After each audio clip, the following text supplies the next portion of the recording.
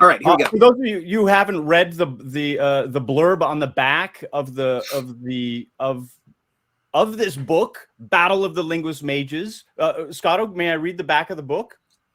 Sure. Or should I not? Can't physically stop you. I'm clear over here. In modern-day Los Angeles, a shadowy faction led by the governor of California develops the arcane art of combat linguistics, planting the seeds of future totalitarian empire.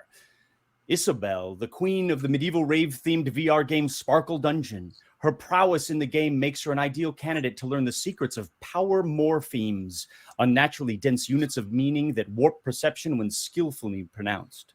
But Isabel's reputation makes her a target of the strange resistance movement led by spellcasting anarchists who may be the only thing stopping the cabal from toppling California over the edge of a terrible transformation with 40 million lives at stake.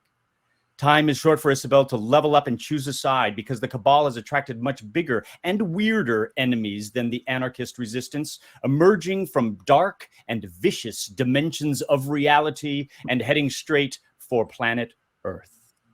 What? Okay, give me a little bit of a vocal break. All right, you ready to roll? Yeah, let's do it. So this is chapter 1, and the book is first person. So imagine that I'm Isabel Bailey and not me giving you this narration. I am the queen of Sparkle Dungeon.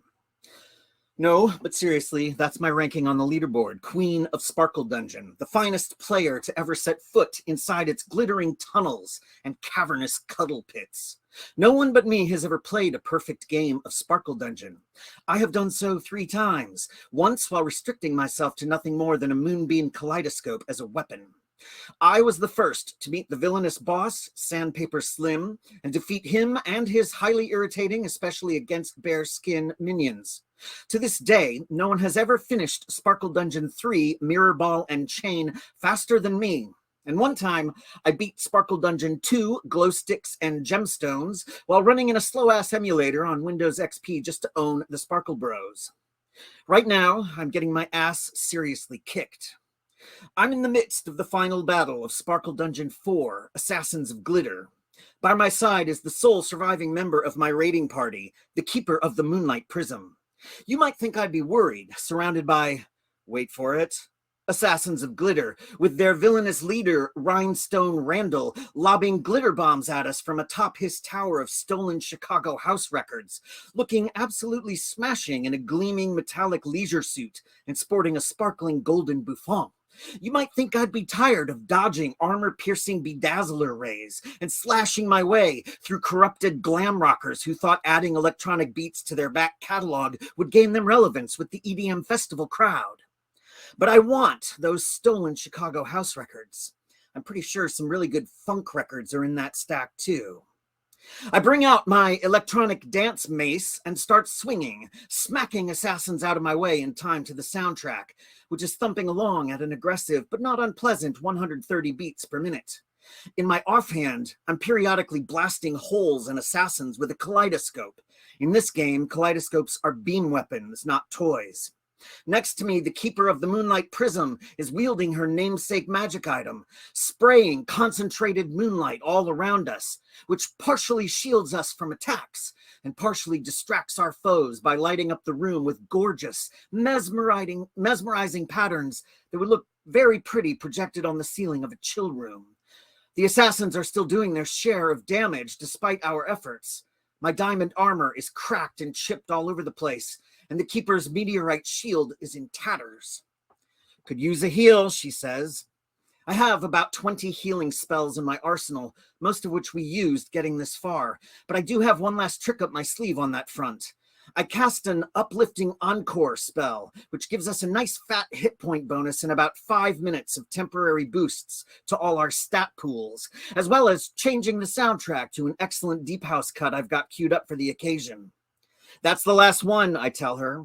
Are you holding back here, she says, as we grind our way through an endless sea of assassins. That's the problem, really. Rhinestone Randall is churning out new assassins somehow, wearing us down on our way to face him. I just want to get a little closer, I tell her. In the game, the unwashed rabble clamors to join my raiding parties, and I bestow the favor of my enlightened company with a whimsical and capricious air. My live streams attract countless voyeurs seeking not simply gameplay tips, but also my effervescent commentary. When I am not rescuing the realm from imminent opacity, I am also a core moderator on the Sparkle forums, a principal editor on the Sparkle Wiki, and publisher of the eminent email newsletter, the Sparkle Digest. I am an esteemed expert in Sparkle Dungeon lore, gathering knowledge via repeated playthroughs of intricate scenarios in order to learn the boundaries of the realm, the traits of its allies and enemies, the entirety of possible responses the game might offer when pushed to its limits. Indeed, the Sparkle Wiki originated as my personal game diary, which I published to great acclaim. I then enhanced it over many months and distributed it for the edification of those who would follow in my gem-encrusted footsteps. I can recite the marketing description of each game perfectly, which I deploy at the rare parties I attend as a bit of a stunt. The original marketing description for the first Sparkle Dungeon is still my favorite. For eons, the Sparkle realm has enjoyed peace, thanks to the elite adventurers of the Diamond Brigade. But now their champion and commander, the mighty Mirrored Paladin, has been kidnapped, and an abrasive menace threatens to tarnish the gleam of the realm. Take the oath, become a sworn protector of the Sparkle realm, strap on your Sparkle-powered neon-trimmed roller skates, and quest into the Sparkle Dungeon itself. Can you rescue the mighty Mirrored Paladin in time to defeat the invaders from planet Grime, appropriate for all ages? Which was later amended to appropriate for ages 13 plus, because too many children were traumatized by the sheer number of feral baby rainbows you need to kill to level up even once. I have one major spell left that I've been saving for this final battle because it's debilitating to cast, but the damage it deals is astronomical. The spell is called Light Show, and now is the time for it. I begin emitting a guttural sequence of shrieks and hisses, exaggerated clicks and pops, ripping through the delivery of the spell in about 5 seconds. My vision is suddenly clouded as a poisonous fog is released all around me. Then my avatar is temporarily transformed into a white-hot ball of light that shoots deadly lasers and spotlights that I can aim at will, piercing through the fog and looking hella cool, slicing through Rhinestone Randall from halfway across his lair. Powerful strobe lights and flashing LED arrays go off all throughout the radius of the spell, causing psychic damage to each assassin within line of sight, and I watch them sink to the ground like club kids on their very first bumps of ketamine. Uplifting encore comes to a close in perfect timing with Rhinestone Randall's defeat. The Keeper and I survey the room in the stacks of dead assassins sprawled 3 feet deep on all sides. They're actually quite pretty when they're dead, what with the moonlight prism reflecting moonlight off of their glittering corpses onto the walls. We carefully thread our way to the stack of house records that Rhinestone Randall had been hoarding, watching for any surprise traps that might be lurking. Casting Light Show damages the spellcaster too. The game's way of ensuring you don't roam the Sparkle realm is a beautiful but murderous visual effect. So I'm down to just a tiny handful of hit points. One last trap could end my epic run at beating Sparkle Dungeon 4 Assassins of Glitter in campaign mode before anyone else. The Keeper of the Moonlight Prism is with me, of course. She'll share in the loot, and she'll gain a fat stack of experience points. She's 3 levels behind me, and she plays as though she's only 2 levels behind me. But I'm the one who just offed the big bad, plus I'm the one who put together the raiding party that got us this far. Although rest in peace to my pal Sir Trancelot, who got whacked by an 8-foot demonic subwoofer blaring the bassline to Disco Inferno at deadly decibel levels a few dance floors back.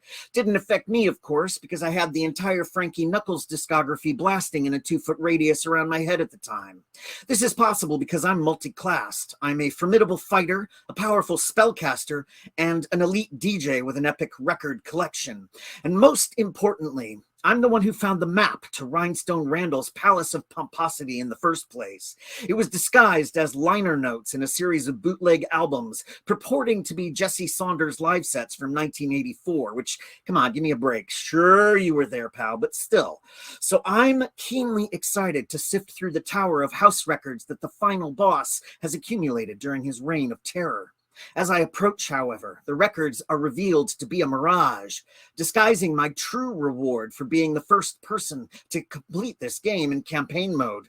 A mighty, gorgeous broadsword with a gleaming golden hilt, in a scabbard inscribed with the sword's name in stylish filigree. I have acquired the artifact known as blades per minute. It's the fourth such artifact I've collected, one for each game in the Sparkle Dungeon series. All four of these artifacts are unique, and all four of them are mine. The Sparkle Bros, of course, are going to freak out that I got this one too. They'll be up in my face on the forums about ruining the game, and I'll just keep posting Brian Eno's oblique strategies at them. Yes, I know you wish you had my awesome new sword, but have you tried making an exhaustive list of everything you might do and then doing the last thing on the list? As I frolic about my secret sanctum, the iridescent warehouse, with blades per minute stashed safely in a display case marked, "In case of dubstep, break glass, plug your ears, and run for your life until my next big adventure." And scene. So that's Isabel when she's at her cockiest before she gets hit in the face with the story.